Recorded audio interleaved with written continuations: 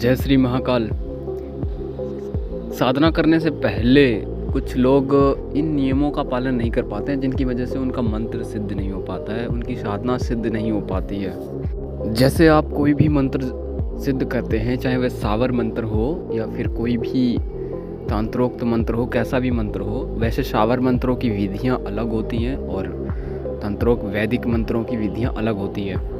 सबसे पहली गलती जो होती है आपकी वह यह होती है कि आप जब भी कोई साधना शुरू करते हैं तब उसमें आप लाइट जलाकर साधना करते हैं। तो लाइट बंद करके साधना किया करें, क्योंकि जब आप लाइट बंद करेंगे तो वो ऊर्जा लेवल ऊपर की ओर बढ़ता है, जिससे आकृतियाँ दिखाई देने लगती है।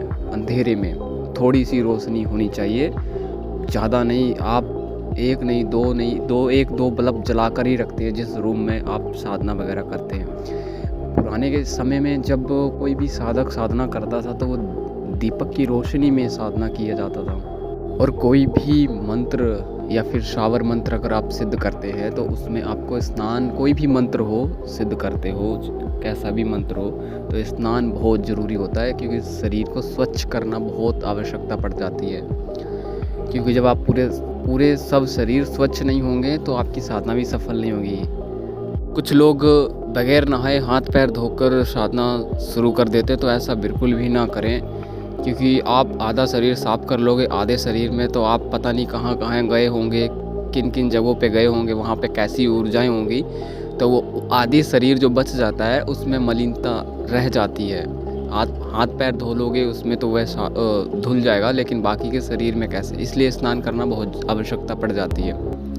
और जब कोई भी शावर मंत्र सिद्ध करते हैं तो उसमें क्या है ना कि सावरी विद्या का प्रयोग किया जाता है, जिससे कि वो जो शावर मंत्र है कैसा भी हो, किसी भी प्रकार का हो, उसको सावरी विद्या से प्रयोग करके उसको जागृत किया जाता है, सिद्ध किया जाता है, ताकि वो शावर मंत्र है ना वो बहुत जल्दी, शीघ्र ही, कुछ क्षण दिनों में ही वो जागृत हो जाए, सिद्ध हो जाए।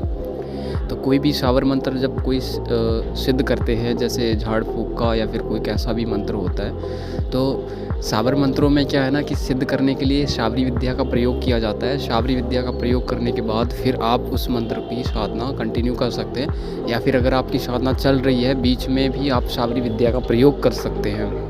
शावरी विद्या का जो प्रयोग है वह रात्रि में 12 बजे किया जाता है मंत्र को सिद्ध करने के लिए। जो आप मंत्र सिद्ध कर रहे हो, साधना जिस भी शक्ति की या कोई भी कैसा भी मंत्र है, शावर मंत्र, तो जो शावरी विद्या का जो विधान है वह रात्रि के 12 बजे संपन्न किया जाता है, ताकि वह मंत्र जागृत हो जाए। क्योंकि शावर मंत्र तो शावरी विद्या के अधीन आते हैं, शावरी देवी के अधीन आते हैं, शावरी देवी ही वो शावर मंत्रों को सिद्ध करती है। तो ये प्रयोग बहुत आवश्यक पड़ जाता है। और कुछ लोग इन सब तत्व को नहीं जान पाते हैं और वो करते रहते हैं, तो वो भ्रमित हो जाते हैं, उनको सिद्धियां नहीं मिलती हैं, मंत्र सिद्ध नहीं होते हैं, तो वो भटक जाते हैं एक तरह से, पूरी तरह से। और इस शावरी विद्या के प्रयोग से आप कोई भी मंत्र सिद्ध कर सकते हो।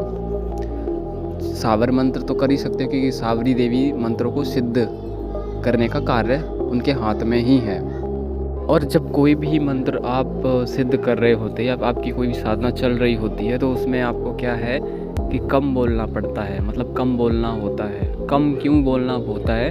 क्योंकि हमारा एक शरीर है, उस शरीर में एक क्षमता है बोलने की, वो क्षमता है 10,000 शब्दों की क्षमता होती है। और अगर आप दिन में आप बोल लोगे 10,000 में से 4,000 वाक्य बोल दोगे, तो फिर बचेंगे आपके कुछ 6,000 या कुछ ज़्यादा ही बोल सकते हैं। और फिर आपको रात्रि में भी जब आप मंत्र जाप करोगे तो उसमें भी शब्द बोलने पड़ेंगे। इसलिए कम बोलने के लिए एक नियम रखा गया था साधना के समय में।